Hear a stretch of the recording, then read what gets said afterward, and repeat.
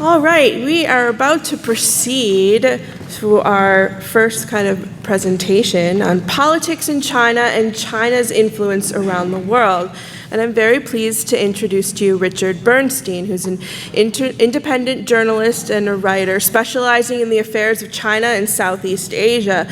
He studied history and East Asian languages at Harvard, and in 1980 opened the Time Bureau in Beijing. His other foreign posts, first for Time and then later during a 24-year career at the New York Times, include Hong Kong, Paris, and Berlin. He's a past two-time recipient of Pulitzer Center grants, a contributor to the New York Review of Books, Foreign Policy, the Wall Street Journal, and Real Clear Investigations, and is the author of 9 books, most recently, China, 1945, Mao's Revolution, and America's Fateful Choice. So please join me in welcoming Richard Bernstein.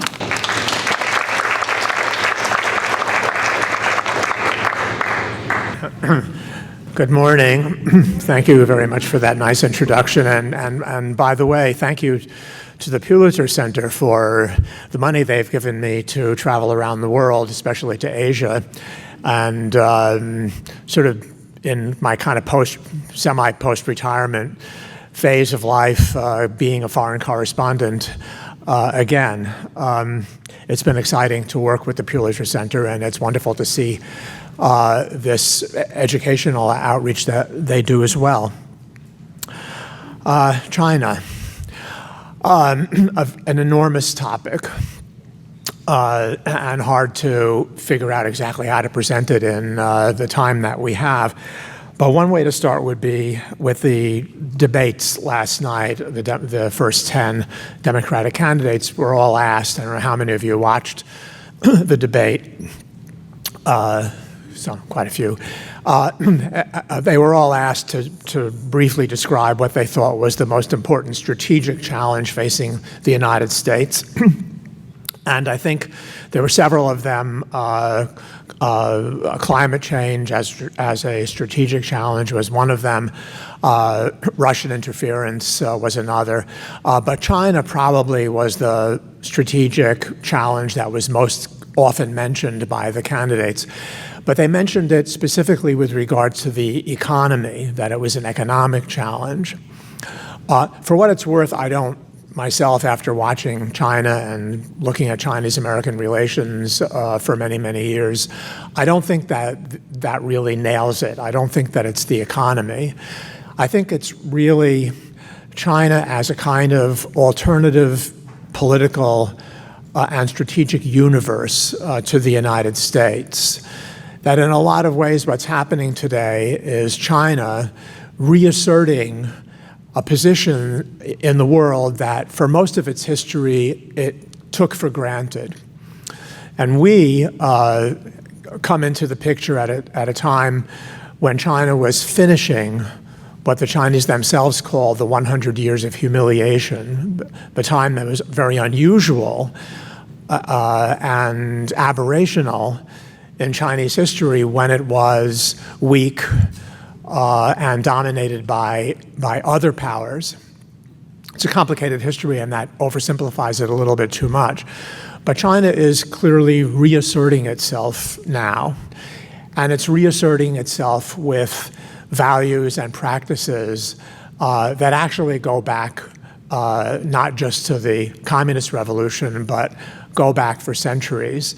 And it's that reassertion of values and interests that are often in contradiction to our own values and interests that represent the overall China challenge. It's not just Chinese trade practices. It's not just forcing companies to give away technology in order to have access to the China market. It's not just Chinese economic espionage. Countries, including the United States in the 18th and 19th centuries, have done a lot of those things as well.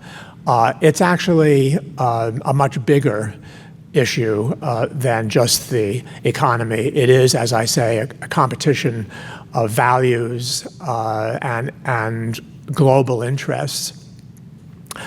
I like to put it actually usually just to myself because it's a kind of provocative way of putting things.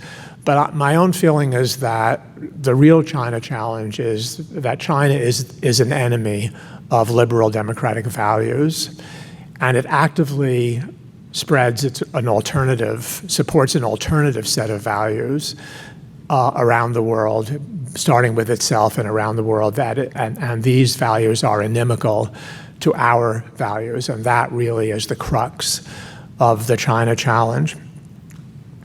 I'd like to start, well, I guess I already have started, but I'd like to continue by showing, I want to show one video and two photographs that illustrate different aspects of the China challenge, and then to make a few comments about them.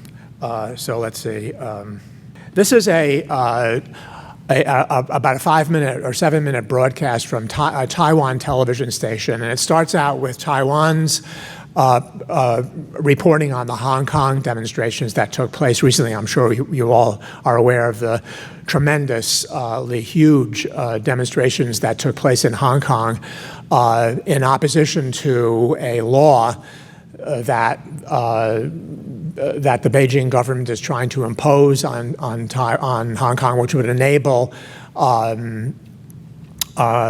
criminal suspects in Hong Kong to be extradited to China. And the demonstrations were a tremendous, brought about a great deal of anxiety in Hong Kong because of a fear that China could trump up political charges against dissidents in Hong Kong and then use that law to have them extradited to the mainland. There were something like 2 million people in the streets during one of those demonstrations in Hong Kong. I'm just going to show a little bit of it, and then I'm going to try to move ahead to what I really want to show you on this broadcast. Okay. 香港学生8级包围政府总部，和平表达诉求的不合作运动。港府宣布政总21日暂停开放。中共在大陆全面封杀香港有关消息，在微信等社交媒体上发布香港抗议的内容，马上面临封号，甚至被喝茶。网传视频显示，17号晚上，位于北京地铁东直门站突然增加了很多警力，正在查过往乘客的手机。东直门这块查得特别严，你们就别来东直门这块了。我的孩子就是挨查了。Okay. That was video on Taiwan television of the police in the Shanghai subway station stopping people, like in the United States, everybody in China, especially in the urban areas, carries a cell phone, and they're always looking at the cell phone when they're on the subway or wherever else they are, just like us. And the Shanghai police, and also the report says the Beijing police, were checking people's cell phones to see whether they had images of the Hong Kong demonstrations on them, whether they had videos, and in particular whether they had what's called a VPN. Does everybody know a VPN is a virtual private network, which in China is very popular. You pay about $12 a month for it. I do it when I go to China so that I can get Gmail and read the New York Times online. It circumvents the Great Firewall. It circumvents the Chinese blocking of websites. It enables people to have access to everything that's out there on the web. So there's a comment here from somebody that was interviewed by Chinese television saying that our children are being investigated. They're looking at a lot of people. They're investigating a lot of people in order to see, to catch information about the Hong Kong demonstrations. And if you don't have anything, then they let you go. There's an interview with somebody that Taiwan television interviewed in the subway. 查了一小会儿过去了，很多人都被查了，就是关于站岗游行吧，有的就是看看没有就走了，有的也是给删了呗。北京市民李先生说，除了北京，上海也全面检查乘客手机，如发现有翻墙 VPN 或浏览不被当局允许的网站，就面临被喝茶、拘留的风险。国内的言论控制到今天这种程度，他肯定要对老百姓的手机下手啊。他主要是查有没有 VPN 嘛，你要有 VPN， 那你肯定是能看到海外的网站的。有时候他会专项的查，你像你们新唐人或者是这些，他列的重点。李先生说 That was another person, saying that things have reached this point in China. I'm sorry I lost it. I actually can read that, but not when it's not on the screen. We've reached this point. It's gotten to this point where they're actually checking to see whether we have VPNs on our phones, and it corresponds to. I haven't seen this report anyplace else other than this Taiwan television station. But I thought for me it was fascinating. Again, exactly from what this guy that is interviewed is saying, that it's reached this point that control over what what ordinary Chinese people are allowed to see or allowed to read, the information that they're allowed to have has reached the point where they're actually checking people's cell phones at random in the subway in order to see whether they are violating the rules against VPNs. This is a step up from before, where the authorities seem to look the other way over the use of VPNs. They figure that since it's $12 a month, not that many people are going to subscribe to a VPN. And those people that do subscribe to the VPNs are going to be middle class, well-educated people who tend to be better informed than ordinary people anyway. Now they're moving away from that policy of casual or informal, unofficial tolerance of VPNs, and in the big cities like Shanghai and Beijing, they're cracking down. This is an image that I came across about 3 years ago when I was in China. I happened to be there when just on a private visit. I wasn't working, and the International Tribunal's decision about China's claims on the South China Sea was announced. Now, again, very briefly, how many of you are familiar with the issue of the South China Sea? Okay, so most of you are, but some of you aren't. The South China Sea is this immense area in Southeast Asia, a huge expanse of water, the most important shipping route in the world, also dotted with archipelagos and outcroppings of rock and some small islands that are rumored to be very rich in minerals. And China basically claims the whole thing, including areas that are within the special economic zone of the Philippines, the 200-mile zone. And there's been an ongoing kind of war, low-grade war among the countries of Southeast Asia and China over control of the South China Sea. And what China did several years ago was dredge areas around what were not islands, but which were rock outcroppings that were submerged at high tide, and built substantial islands, artificial islands, which it then claimed to be its territory. And when the Philippines brought a lawsuit against China on this matter, and the United Nations Law of the Sea Conference that China belongs to provides for binding arbitration in the case of disputes. China is signed on to to UNCLOS, the UN Law of the Sea, and therefore it bound itself to accept this arbitration. The arbitration came down decisively against China's claims. It repudiated all of them, and the Chinese decided simply to ignore the arbitration panel's ruling and said, well, they were bribed by the United States. The United States put the Philippines up to it. It was illegitimate. The judges were in the pockets of the Americans, and therefore the ruling is ridiculous, and we're not going to pay any attention to it.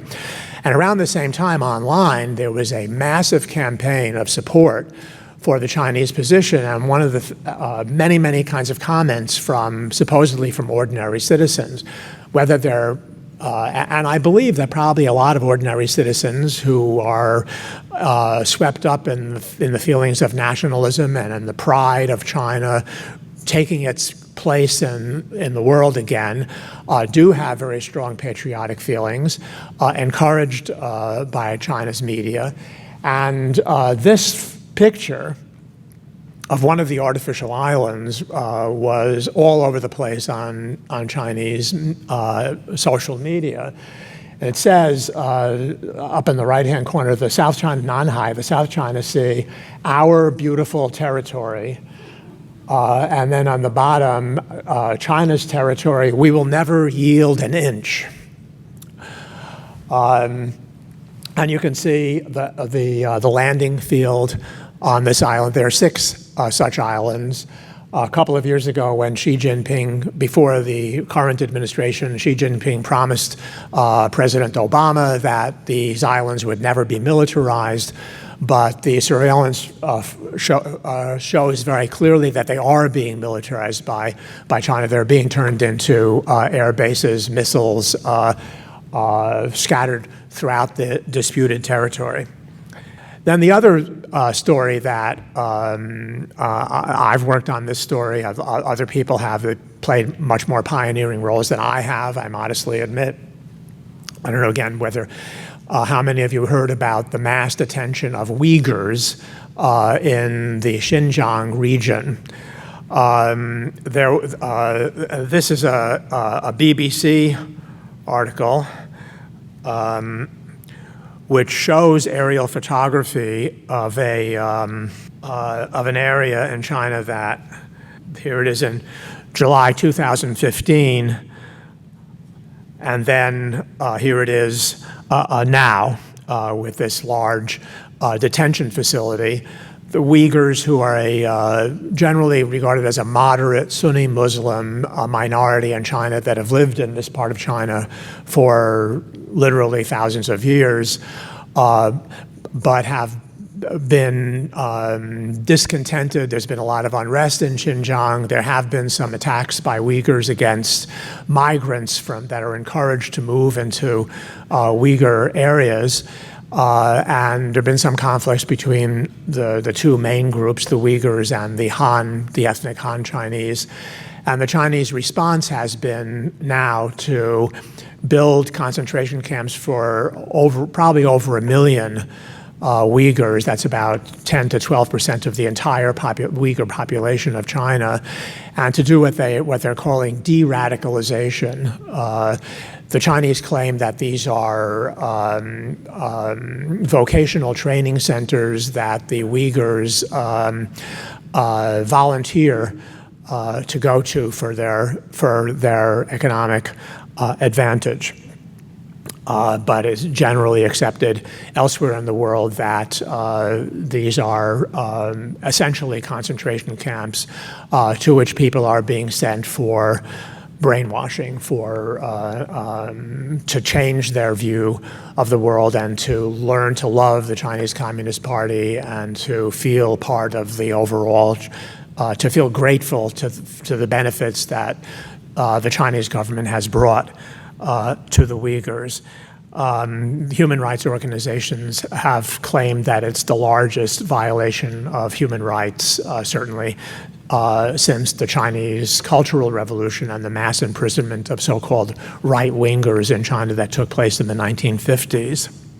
So that's I just wanted to have a map up there for the rest of my talk. I feel these pictures showing, or a video and the 2 pictures showing different aspects of the Chinese situation. But what they illustrate to me, in a way, is our China, and especially the China of Western journalists, not only Western journalists, but obviously also Taiwan journalists, Japanese journalists, in fact, journalists from all over the world who go to China and report on the country. Their China, the China that they think is important, the China that they report to the rest of the world, and China's China, the China that the police confiscating cell phones in the subways of Shanghai and Beijing were trying to enforce. The China that would never show images of the Hong Kong demonstrations. Most people in China, from what we can tell, know about it sort of by rumor because they get bits and snatches of information from people that do have VPNs or from travelers who are coming back to China. So plenty of Chinese in the know, especially in the cities, would have heard about the Hong Kong demonstrations. But it's probably fairly safe to assume that while the rest of the world is perfectly familiar with the demonstrations in Hong Kong, the large majority of Chinese people don't know about them. So China's China and our China are two very, very different worlds. And one of the things that I, as a journalist, and my journalistic colleagues have always been doing ever since I first started going to China, and as a journalist in the late 1970s, it's reminding me of my age, how long I've been doing this. What we've been trying to do is to show the world the China that the Chinese authorities don't want either the world or especially their own people to know. The second image, the island in the South China Sea, of course, that was very widely disseminated in China, but for a very different purpose. What they're showing is pride in the motherland, that the motherland now includes this beautiful island in the middle of the turquoise sea of the South China Sea that has always been a part of China, and to arouse patriotic sentiment so that we will never give up a square inch of it, even though international law, according to the International Tribunal, is against us on that point. And the way that the rest of the world looks at that situation, which is an aggressive expansion of China's territory and influence around the world. And almost every day, there are incidents in the South China Sea that will be reported very differently by foreign journalists and Chinese journalists. We will, for example, report the day before yesterday a Chinese naval militia vessel rammed and sank a Philippine fishing boat with 22 people on it. The fishing boat sank. The Chinese vessel turned around and sailed away while the 22 were still in the water. And they were rescued, the 22 Filipinos were rescued by a Vietnamese boat that happened to be in the area. This will not be reported in China, or if it is reported, it will be reported as defense, as part of that slogan, we will not yield an inch of our territory. So again, our China and China's China are completely different. And then, of course, the Uyghur situation, there will never be on Chinese media satellite imagery showing the construction of these camps in recent years and showing the contrast between a territory in 2015 and a territory today. The Chinese authorities very reluctantly, after there have been a lot of internationally reporting and complaints by human rights organizations, much of it actually done by a German researcher who did amazing work by looking at China's contracts with government contracts that were going out to contractors, and was able to find the actual deals that were being made by the Chinese government and contractors to build these camps.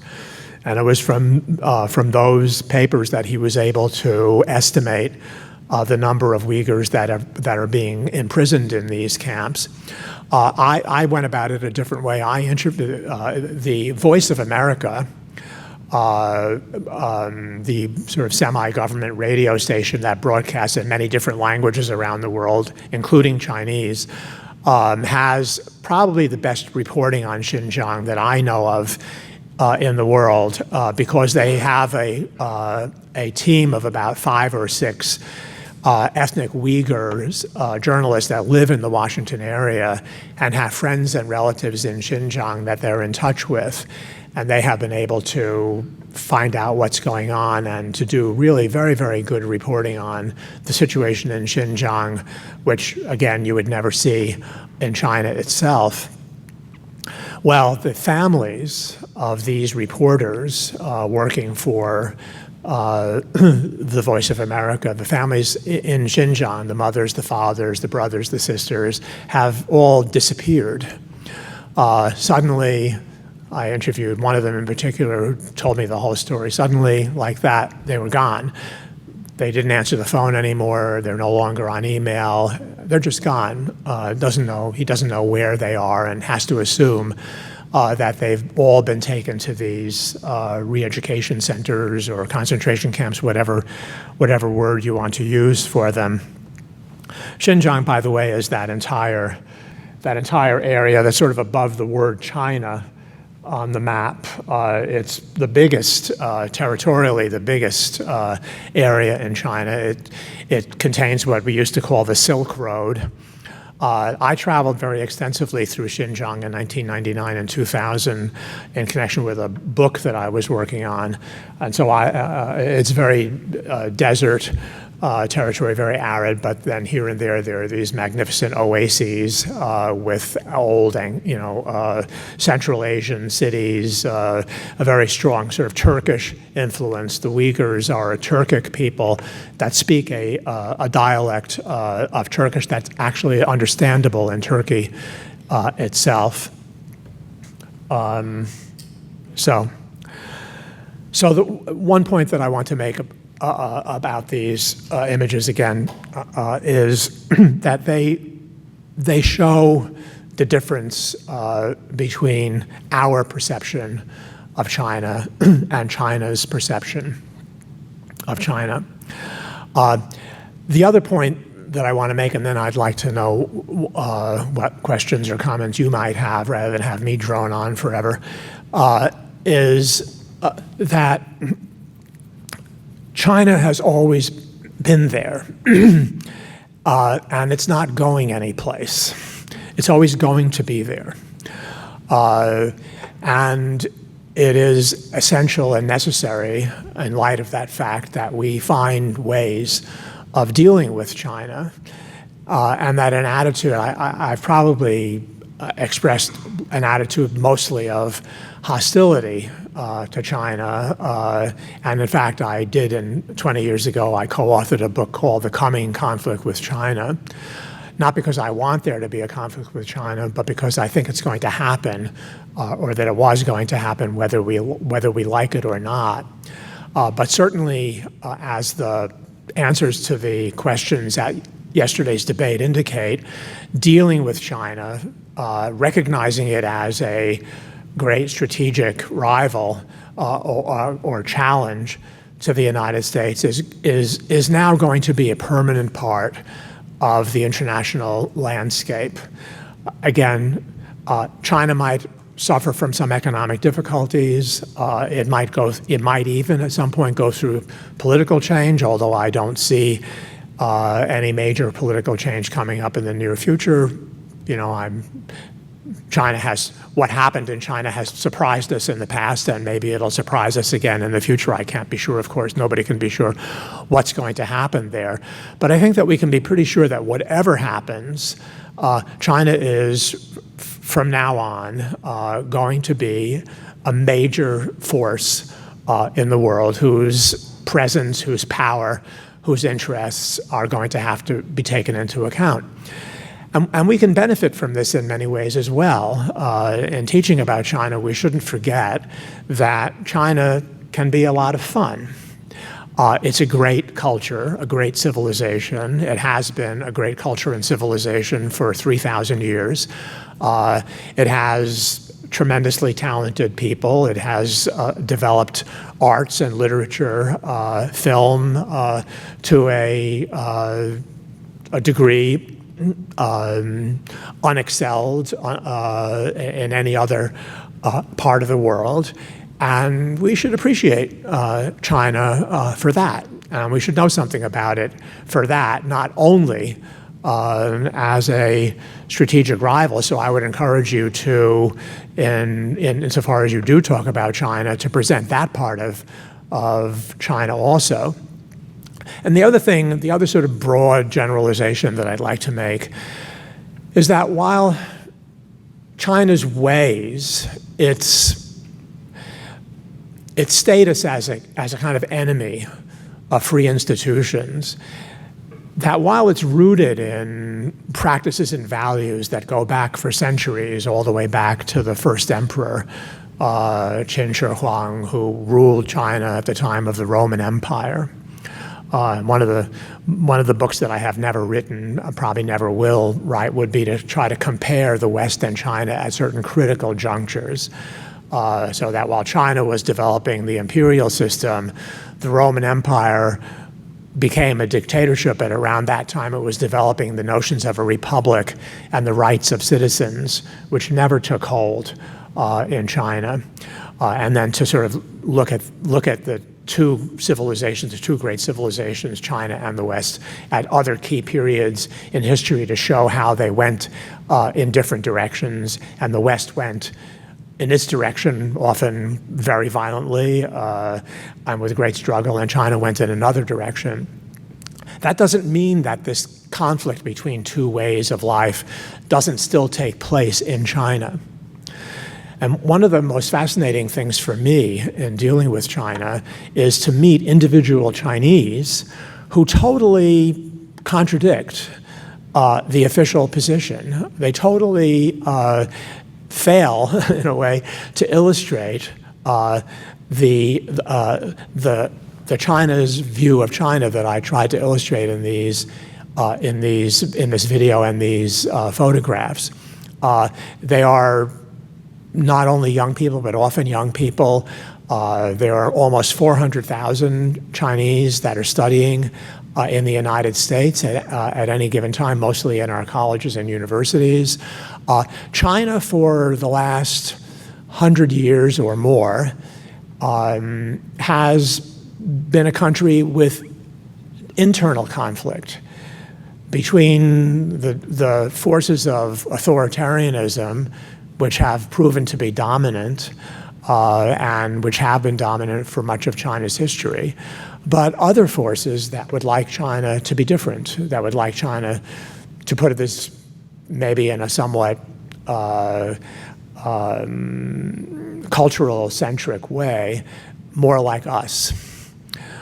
Not that, by the way, that the Chinese look at us and say to themselves how wonderful we are. And I don't know about you, but I don't look at us that way either. But they nonetheless, even though they see the United States, they look at their high-speed trains and they look at our transportation system and they think, well, you know, we're doing pretty well compared to the United States. They look at our political chaos, our gridlock, and they say, well, the Chinese Communist Party, it may be kind of mean and authoritarian, but it knows how to get things done. And it does get things done, and it does know how to get things done. So the picture is complicated and mixed.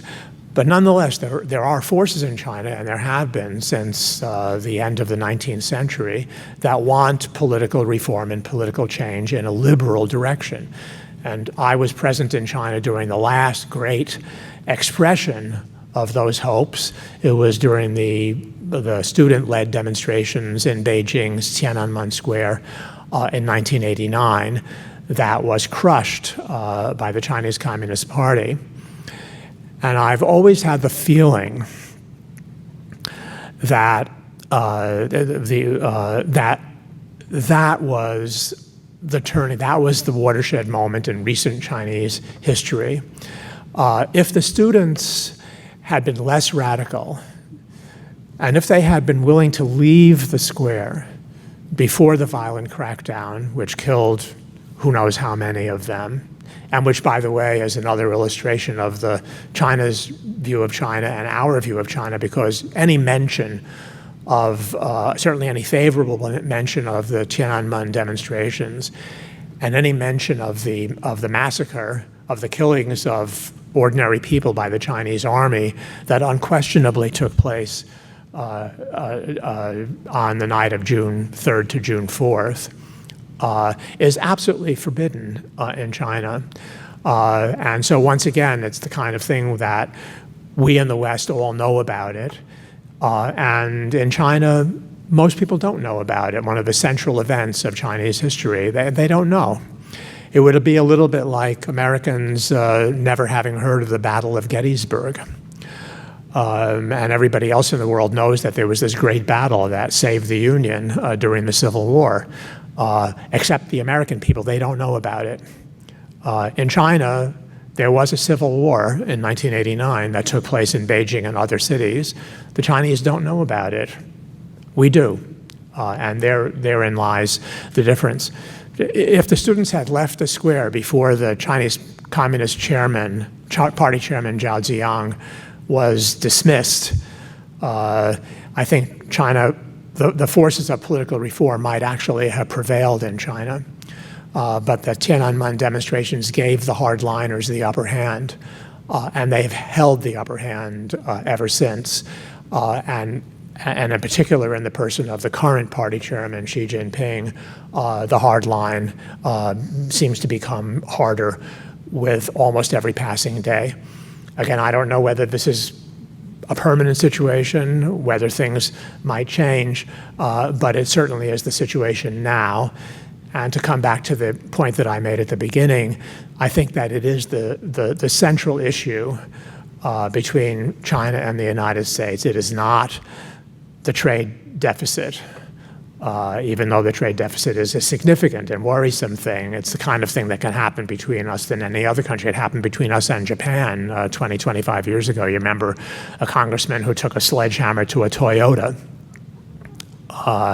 It's much bigger than that. It's a conflict between the values and practices of the shrinking and divided and troubled West and a resurgent China that has a pretty clear vision of what it wants in the world and a pretty clear vision of how to achieve its goals. So let me stop there, and I'd be very happy if anybody has any disagreements or questions, or there's... That was fascinating, thank you. I'm fortunate enough to be able to tutor some people in China now, and I'm very afraid of the censorship for myself, but more importantly for the families. So I'd like you to give your views on that, if you wish, if you can. Yes, thank you for that question. Full disclosure, we sat at the same table a while ago and we talked about this a little bit, and I put our friend up to asking that question. It was a little bit of social engineering on our part, but it's a very critical question, and that's why I hope that you would raise it. All of us who go to China experience in our contacts with the Chinese some of this different image, different portrayal, this different representation of the country that we have. But I think it's a mistake for us to censor ourselves. And that one of the benefits, one of the long-term benefits that we might have with China is that we can influence China in the liberal democratic direction. We can encourage the Chinese in our own conversation to know more and to demand to know more about what happens in their own country, by showing them that in many ways we know more than they do. And we can encourage the benefits of a free press, free speech, and an independent judiciary.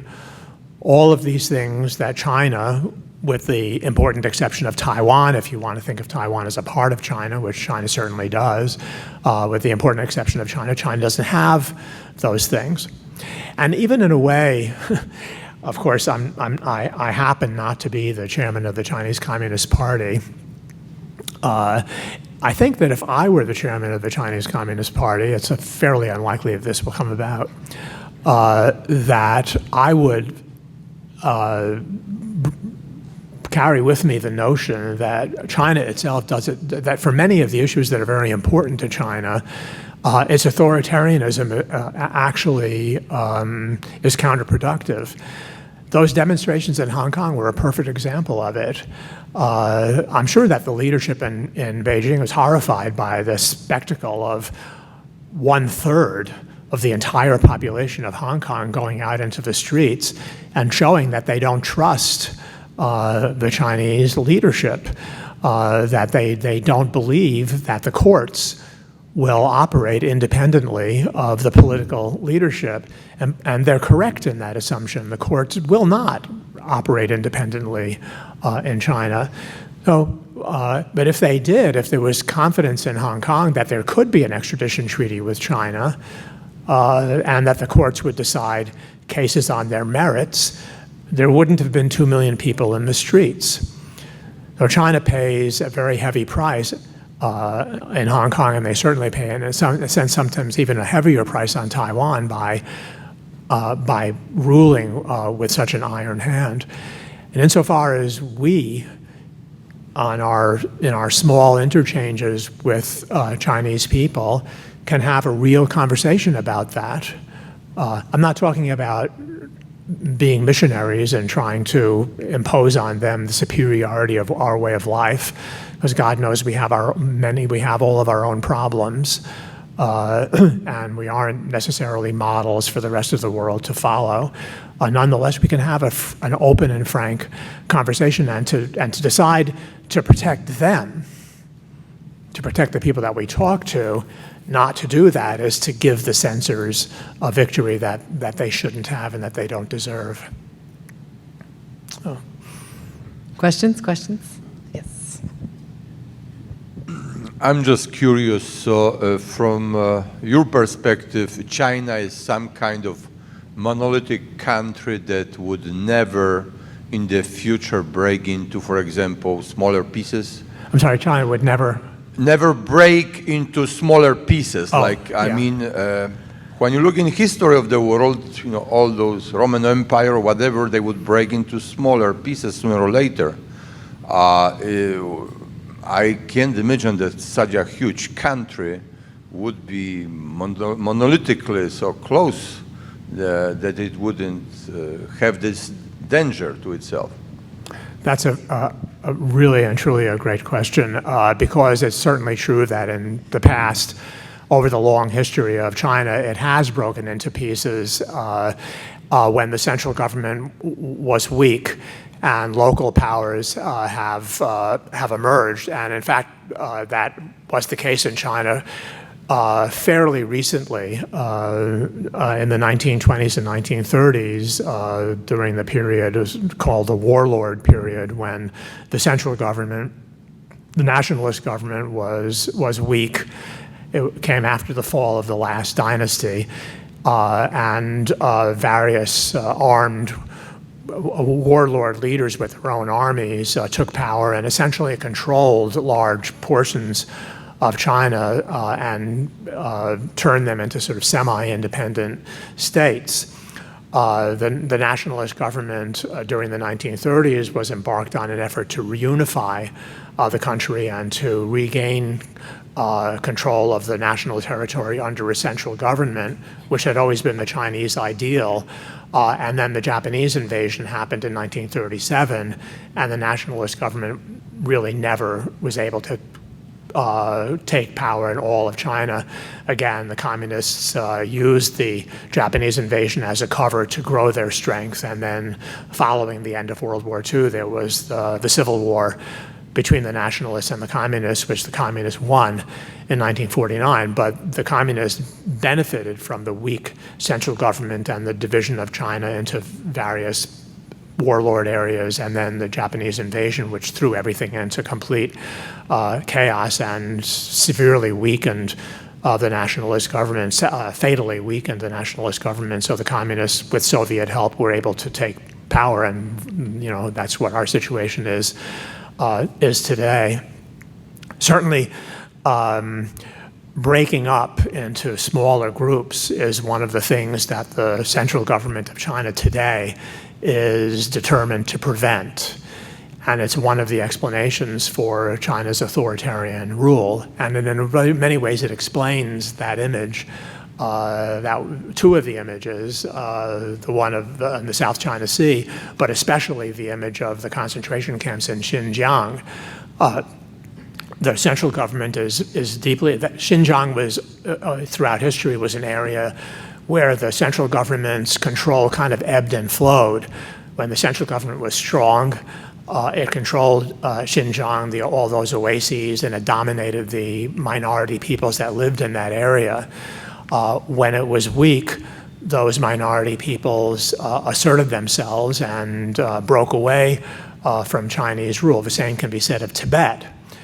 And the hard line that China, the various campaigns, what they call the strike hard campaigns against any kind of ethnic separatism, is aimed at preventing exactly the possibility that you yourself raise.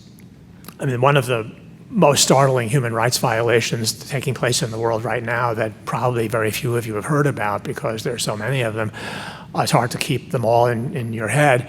There's a Uyghur economist by the name of Ilham Tohti, Ilhamtothi, who taught at one of the universities in Beijing and who wrote some papers. He's a respected economist, attended international conferences, well known to the international community of economists.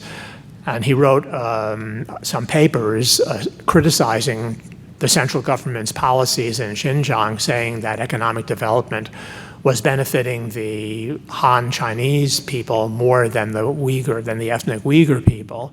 And he was calling for greater autonomy for the Uyghur people. When Xinjiang was founded under the communists, the name officially is the Xinjiang Uyghur Autonomous Region. And in a way, Ilham Tohti was asking the authorities to live up to that nomenclature to allow it for some genuine autonomy, which is the same argument that the Dalai Lama makes about Tibet. Well, Ilham Tohti is now serving a life prison sentence for taking that position. It illustrates the fear that China has, one, of breaking up into smaller parts or minorities taking power in their own areas, and two, it reflects the fear that any kind of organized dissent will produce chaos in China, similar to the 1989 period of demonstrations. They want to avoid that at all costs. And the whole structure, the whole elaboration of this surveillance machinery, the Great Firewall, the system of police and courts is all aimed at preventing those two things, the breakup of China and the disintegration into political chaos. There's a question right here. Yeah. Can you tell us something about the ivory industry? You know, the poachers are killing elephants in way too much number, plus the rhinoceros. Did you say the poaching industry of elephants and stuff like that? Yeah, because China wants to, to take advantage of that. Mm-hmm. Plus, nowadays, there's Yulin festivals where are killing dogs and cats, boiling them alive. And I'm an advocate for animals, and I've seen now it's really boiling all over the news about that. Should we have an attitude about that? I know that persons who are abusing animals are not to be trusted, and that's really making a contour of what a human being should be. I mean, it seems like animals don't count. They are still persons, not human beings, but they have dreams, they have personalities, they care about their babies, they have feelings, they suffer so much before they are being slaughtered in fear, and I cannot explain to you because I've been there and I've seen it, and I'm very, very affected by that. should we have an attitude about that, or should we ignore that? I know my students, I introduce them to many subjects like that, and like more than 30% of them became vegetarians. So the questions about the poaching industry and responses to that. Yeah. I'm certainly aware of this question, and I've had it on my mind as a private citizen also, because I share many of your feelings about animals, and especially the poaching of rhinoceroses and elephants for their horns and tusks. And it does appear, I'm not an expert on the topic, but it does appear that China provides much of the market for those sorts of things, and that but I'm not really. I don't know more than any other ordinary person who reads the news about China's position on that. I believe that China officially does not has signed on to the anti-poaching agreements, but that it either kind of looks the other way, or it doesn't make much of an effort to control the importation of ivory. And also, I think Siberian tigers, there's a market for the testicles, dried testicles of Siberian tigers in China, the belief that it that it leads to, it's a sexual potency or aphrodisiac, and if you believe in something like that, it probably actually works. I remember when I was on Taiwan, I lived on Taiwan for a year when I was a student studying Chinese. There's a market, a snake market in Taiwan where men would go, and it was really kind of grim and grisly, even if you feel that snakes also can suffer. We don't generally like snakes, but we don't want them to suffer. And the market, they would hang the snake up from a kind of like a laundry line, and they would, while it was alive, it would slit it open and squeeze out some of its bile or other fluids and mix it with a little bit of whiskey or something, and the person would drink that in the belief that it would make him more powerful sexually, maybe breed more children, while the snake would be writhing on the clothesline. I also saw this with monkeys. A great delicacy is monkeys.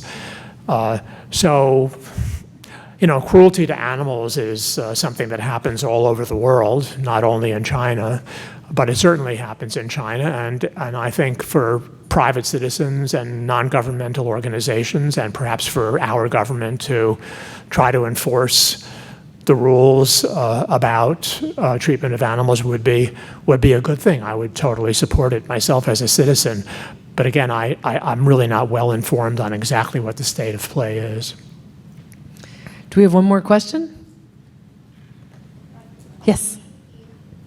Over here. Why don't we hear both questions, and if you wouldn't mind referencing both of the questions in your response, we'll get two. Hi. I'd like to know how does the different groups in China, or different levels of people, or do they have a caste class system? I don't know. How do they see the people here in the United States? Okay, so we'll hold on to that one. And then this question is? It's a pretty big question, and we can just talk during the coffee break if you want. So I've been to China numerous times. What has been your experience as a Western or foreign reporter throughout the years? In other words, what were some of the challenges you faced, cultural or other, in getting access to information for your reporting? How has it changed throughout those years? Okay, yeah. The Chinese appear to be very friendly on a private, personal-to-person basis. I've really almost never run into hostility. The one time, you remember that during the Balkan Wars, and specifically the American bombing of former Yugoslavia over the Kosovo question, the United States bombed the Chinese embassy in Belgrade. An accident, probably. And the Chinese were very angry about that. They saw it as a deliberate attack. And I happened to be traveling, in fact, in Xinjiang, working on this book project at the time. And I did then, I was a little scared about being caught by an angry mob. It didn't happen. And in fact, I got shouted at a couple of times, but there was never anything physical. And most people were continuing to be friendly to me. I think the Chinese have kind of I mean, there aren't the kinds of public opinion surveys in China that we have in the United States. Again, it's sort of part of the government's effort to control information and what people think and believe. But certainly the anecdotal evidence that I have is that the Chinese both admire the United States and are susceptible to the nationalist propaganda about the United States trying to hem China in to prevent it from taking its rightful place in the world. So it's on the person level, it's always very friendly, and it's a great experience to go to China and meet people there. And I would encourage everybody to do that. And luckily we can do that. Even I can do that, even though I'm not exactly known as a friend of the government. Yes, you're right, I was supposed to address that issue. I sort of tried to address it by talking about the Chinese version of China and the American version of China. And I think I did say that our goal as journalists has always been to try to present China in an accurate and an objective way. But let's face it, I mean, in a way that we often feel the Chinese themselves are not presenting it. And that is the major cultural obstacle to overcome. I mean, if it hadn't been for this Taiwan television station, I would never have known about about the cell phone thing that was taking place in the subways of Beijing and Shanghai, even though I travel on the subways, so you have to be there at the right time. I don't know of anybody else that reported that. So there are many, many ways. One way, most of the major news organizations now, for example, have Chinese assistants. And this is an interesting thing also. In my day in China in the early 80s, you had a person that was called your translator, and that was somebody that helped you read the newspapers and helped you to translate when you were doing interviews and stuff like that. But it was you knew very well who that person worked for. He didn't work for you. He reported to the Public Security Bureau every week. You assumed that he did that. That he was more of a spy inside your bureau than he was somebody that really worked for you and had your interests at heart. And I didn't blame them. I mean, that's what they had to do in order to survive. I always felt that my translator wished it could be otherwise, but it couldn't be otherwise for him. Now, China is different in that sense. You can hire local people, and they hire bright would-be journalists in China and one of the things that they do is keep very close track of the social media.